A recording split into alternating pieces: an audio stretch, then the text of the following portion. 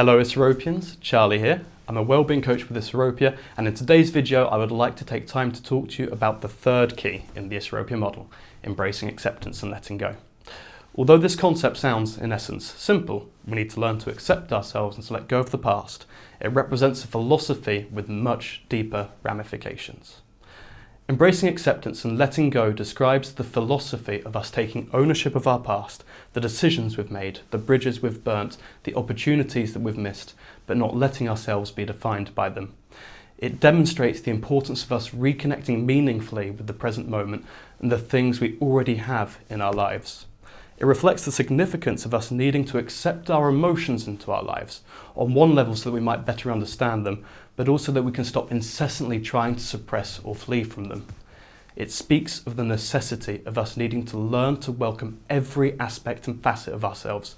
That is, all of the strengths and the weaknesses that you have, everything that makes you, in essence, you. But why is this so fundamentally important to our well-being? Acceptance is simply defined as taking what is on offer. A quick reflection: how often is it in our rejection of the reality that we're being presented with that we end up creating more problems for ourselves? Really, think about it. Do you feel that you haven't come to terms with, that is, accepted an element of your past? So often we can find ourselves identifying wholly with the past and without knowing it start to form our identity around a single or series of unfortunate events. Put simply, by choosing to live in the past, we steal our future. If you recognise in yourself that you're putting all of your energy and focus into something you fundamentally no longer have control over, then that right there is your mental health problem. Holding on to pain doesn't fix anything. Replaying the past over and over again doesn't change it, and wishing things were different doesn't make it so. Acceptance doesn't just apply to the past though, it also transcends into our day-to-day lives. If we struggle to sit with, accept, and experience difficult emotions, then all too readily we can find ourselves turning to outright damaging coping strategies to get us through the moment. We're talking about suppression, avoidance, isolation, drink, drugs, you know what I mean. This rarely helps the initial problem and runs the risk of extending our suffering and compounding our original issue. If you've recognised yourself in any of this, you'll understand the importance of adopting this principle into your life. But how can we do that? We'll need to start taking steps towards self-acceptance. Not necessarily trying to catapult our lives to meet some outdated and out of whack expectation, but simply learning to be content just as we are. We'll want to start the process of reaching forgiveness, that is forgiveness of self and forgiveness of others. Forgiveness is done not for another person's sake, but for our own, so that we ourselves might move on. Recognising that burning resentment for the way things have been might potentially be stifling us from growth, we'll need to embark on the process of leaving that behind. We'll need to accept the things that we cannot change and change the things that we can. We can't change the past, and if we've spent years living in the past, want to start reinvesting into our future.